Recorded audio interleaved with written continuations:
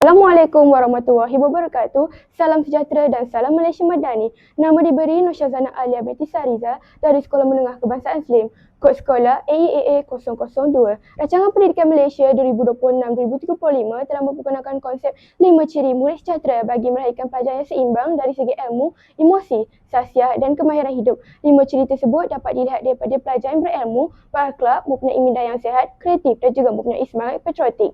Murid bukan sahaja cemerlang dalam bidang akademik tetapi juga mampu berkomunikasi dengan baik, bekerjasama dan menghormati orang lain. Sebagai contoh, murid yang sejahtera akan menggunakan teknologi dengan bijak, menjaga kesihatan mental dan fizikal serta aktif dalam kurikulum dan khidmat masyarakat.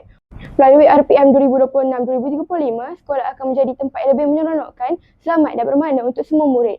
Pendidikan bukan hanya mengejar keputusan peperiksaan tetapi membentuk insan yang mampu menyumbang kepada keluarga, masyarakat dan negara. Maka daripada itu, konsep 5 ciri murid sejahtera akan memberikan impak yang besar dalam bidang pendidikan. Sekian, Assalamualaikum warahmatullahi wabarakatuh.